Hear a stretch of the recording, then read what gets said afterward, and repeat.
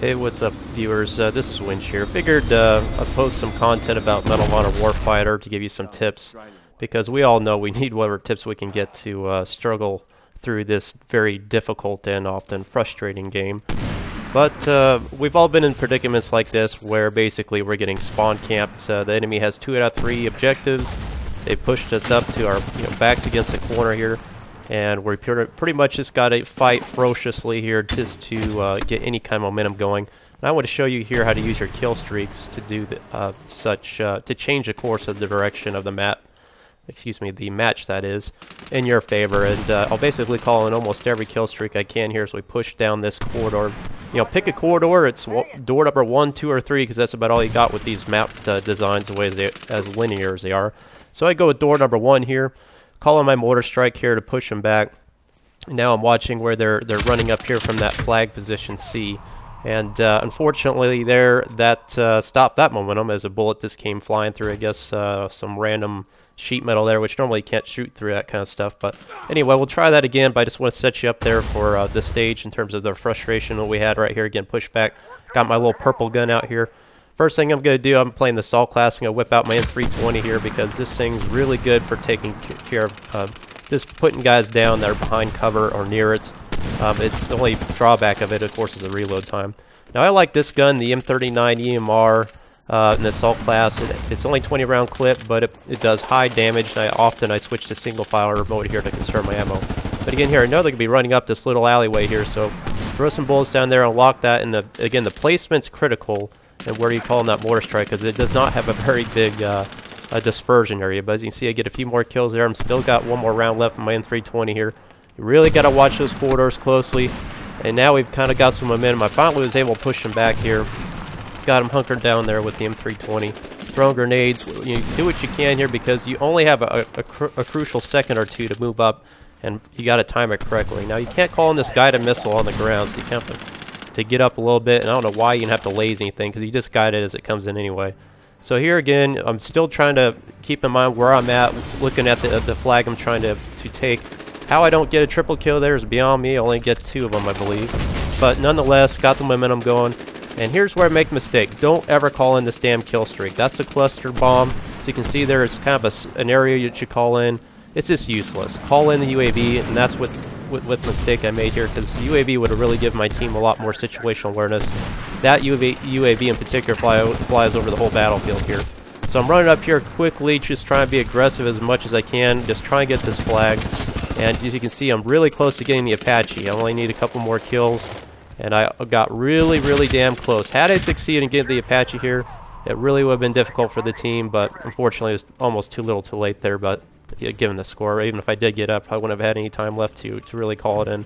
But nonetheless, as you can see, using your kill streaks there, or whatever you want to call them, I call them kill streaks, battle streaks, whatever you want to call them, using them smartly can kind of help you push through the enemy defensive lines. It's pretty much most of that map. They're pretty much just spawn camping us there. Next thing I want to talk about is, I don't know what these class names are, but the machine gun class here. Don't be afraid to throw out the bipod with this. Of course, you guys know how I harp on this with Battlefield 3.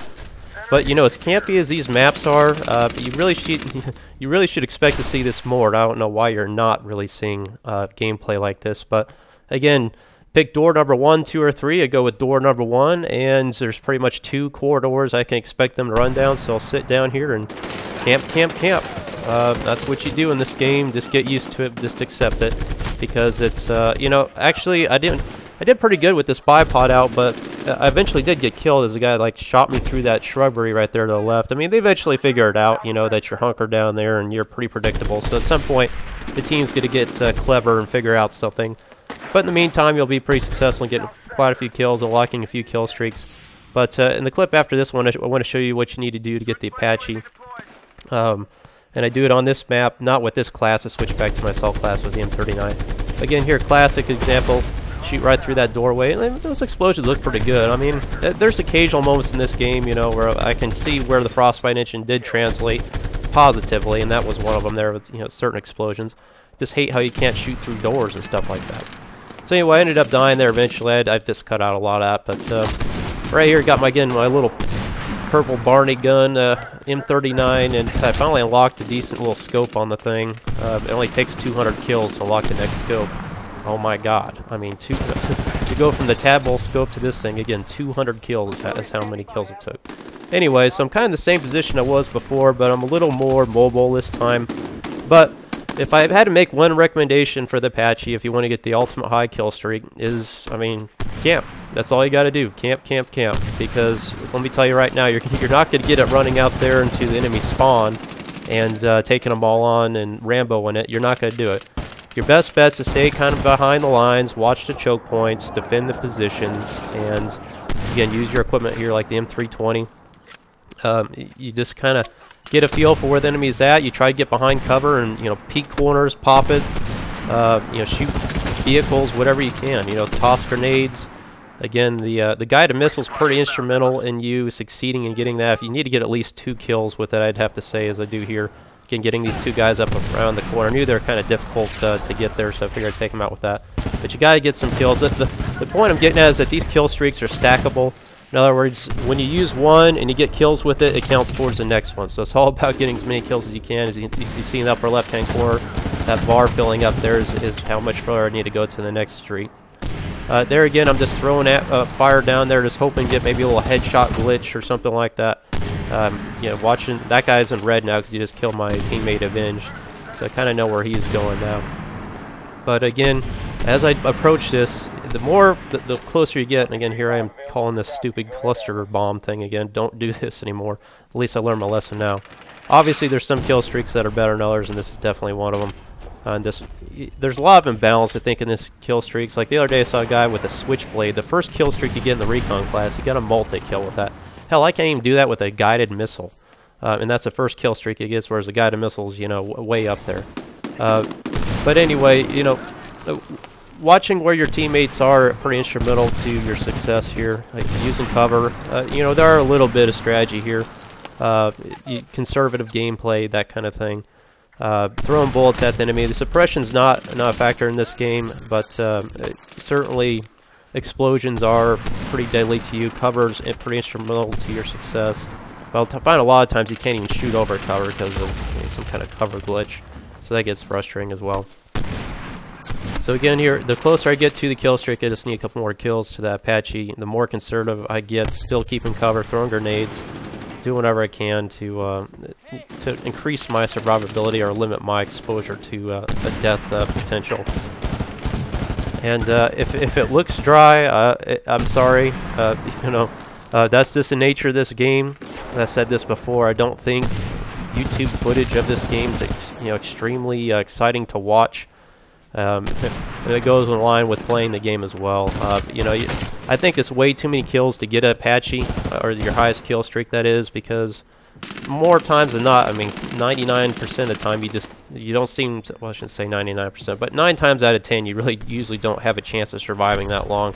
I don't know how many kills exactly it is, but it's a lot. You know, well over a dozen. And to survive that long in this game is extremely difficult. As you can see here, I mean, I'm just a hair away from it, and I'm kind of panicking here a little bit. So I finally kill that guy. I lucked out. I mean, as sloppy a shooting as that was, I really should have gotten it from him. So there we go. We call it in, and as soon as you call it in, you teleport into, and so does your other fire teammate, and he's in the gunner position. I'm in the rocket position. One thing you have to keep in mind, I realized this as I was just letting loose with, I thought, infinite amount of rockets. It's like, you have infinite amount of ammo on the bipod and everything else, but for some reason you have limited ammo in this. I can't explain that, but, you know, in this very limited range and shooting here, you eventually watch your ammo count down, or at least I wasn't even paying attention to that, and I'm like, why can't I shoot anymore? I'm like, oh, I don't have any more ammo, but my gunner apparently gets to keep shooting. Never been in the gunner seat of this. I never had a fire teammate worth anything in this game, so I don't know what that position's like, but here it's pretty enjoyable. One thing Avenged was saying is you just get constant hit markers, which is kind of annoying no matter where you're shooting. But, you know, rewarding nonetheless. We succeeded in doing what we were trying to do.